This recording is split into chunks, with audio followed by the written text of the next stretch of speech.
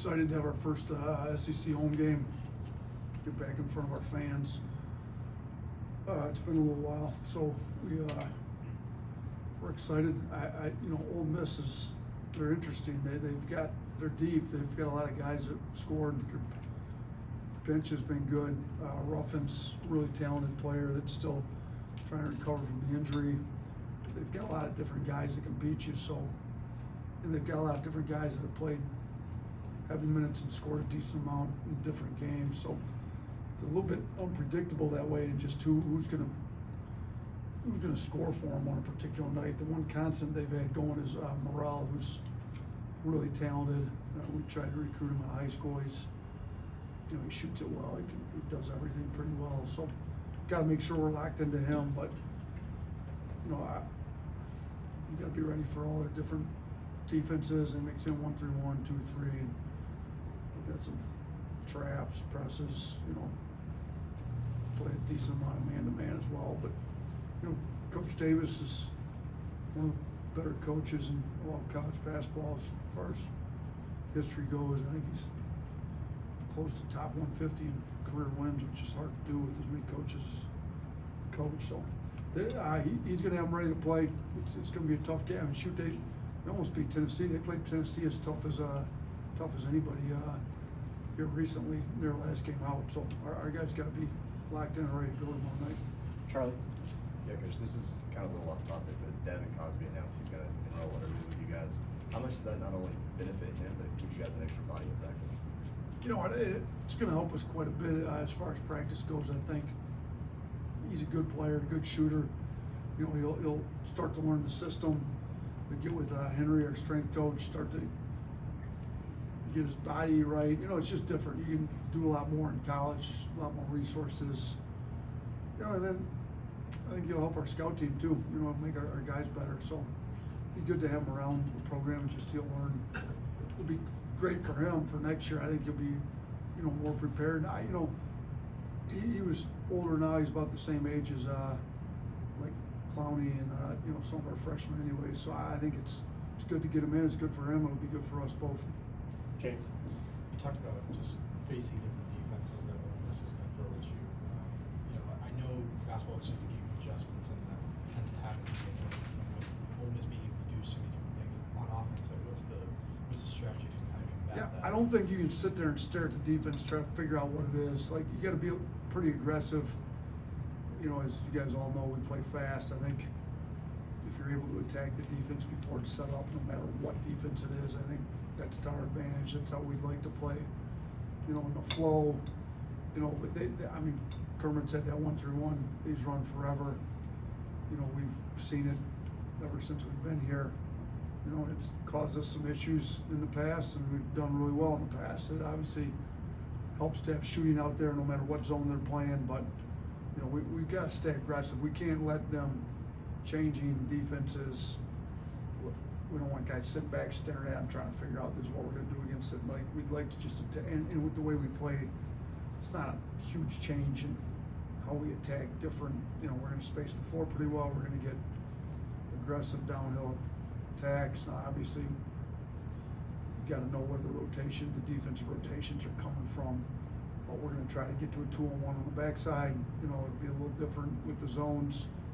But yeah, we have issues where it starts to slow us down and we overreact to it and sit there and stare at it for too long. We can't do that. Tony. Is this kind of blocked by TV? Yeah, I got you. I'm over. Is this a trap game of sorts? I think we've already seen commercials about the game against Kentucky over the weekend, but like you said, Ole Miss has played Tennessee tough, and they're a tough side. And if it is, what does it say about your team's mental approach and how they? Yeah, it could be because we've had a week, and I didn't realize they have commercials about Kentucky already, but I'm sure our players know. We haven't talked 1 second about Kentucky. We'll get to them once the Ole Miss game's over, but I'm sure our players know that it's hanging out there.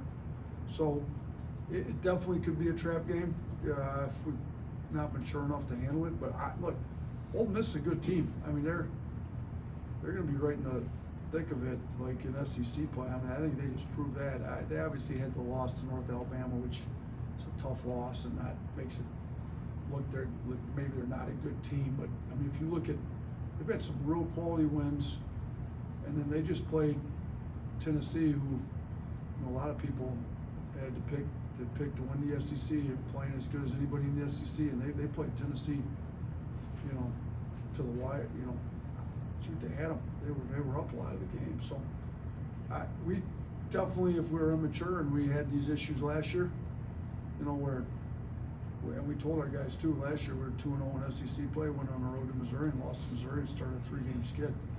Like, we can't do that stuff this year. Like, we've got to take, you know, a home game against Ole Miss is a game you're supposed to win if you're trying to win the league. We know that.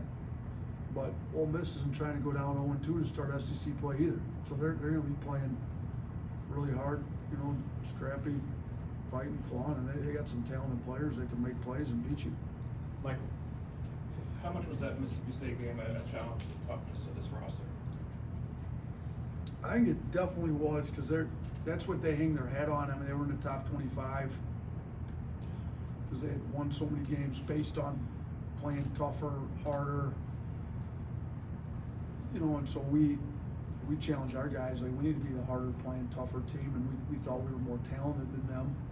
You know, and if the more talented team plays harder and more together, they're going to win the game. So I think our guys answered the bell, particularly in the second half. Still had too many turnovers, but I thought we played harder, you know, and we obviously had some better shooters. They started at the free throw line too, which helps, but it goes into some skill. Like, you know, skilled players typically step to the line and make free throws, and I thought our guys did a good job. Went 14 of 18 at the line. We need to shoot well from the free throw line again tomorrow night. Kate. Just talking to the guys about rotation and minutes, Mark said there aren't any cancers on this team. How are you kind of seeing guys embracing their role, whether it's starting or getting a few minutes off the bench? Yeah, you know what? I think one of the guys you look to in particular when you think about that is Quinterly. I mean, he is a kid that's been SEC tournament MVP and has played really well for us for 2 years. He's coming back off the ACL, and he's got 11 minutes last game. You know, Houston game, he didn't play particularly well and didn't score much, and he's as happy as anybody can be for the team. He wants to get himself going. We want to get him going, but, you know, until he's back comfortable and playing the way he is, he's all in with, I think he'll still be all in with the team being the best it can be, but whoever needs to play to win the game. So when you got a guy like that that's like that, Noah Gurley's been here, one of the older guys on the team, understands that we've got some young kids that are playing really well, and some games is going to get more minutes. You know, he's played a lot of minutes in some big games that we've won, and then some other games he hasn't played as much, but he's got a great attitude. Quinterly's got a great attitude. You know, and I think the young guys are just trying to learn and get better. Rylan Griffin's minutes have been a little bit inconsistent at times based on who else is playing well, who hasn't. He's had a great attitude and just keeps getting better too. So I agree with Mark. I don't think we've got any cancers. I think everybody's all in on making sure the team's playing the best it can be, and lets the coaching staff do what we need to play the guys that are playing best that particular night to try to get us a win, and then we get back in the gym and try to get better. Mason. Kind of going off of that question, it's great to have Dom back in the rotation, but with him working himself back into Mar, are obviously still, you know, a ways away. How challenging it is a coach to, you know, kind of continue to solidify that rotation when most teams going into conference play already have their solid rotation?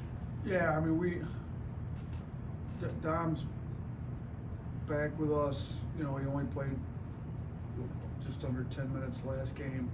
Hopefully we can get him more minutes this game. You play the guys that are playing hard, playing well, you know, and playing best with each other in different games. I mean, even early non-conference, you know, North Carolina game, you had all those minutes, 4 overtimes. You know, some guys that hadn't played heavy minutes were playing heavy minutes because they were playing well there at the end. Like, you just kind of got to figure that out. It's, you know, ideally you got a good rotation that's consistent throughout every game all year. Well, that's not in sports. It's not the way it works. You know, when Namari gets healthy, we're gonna have to work him back in rotation. So, you know, it's good to have competition. It's good to, it makes each other better.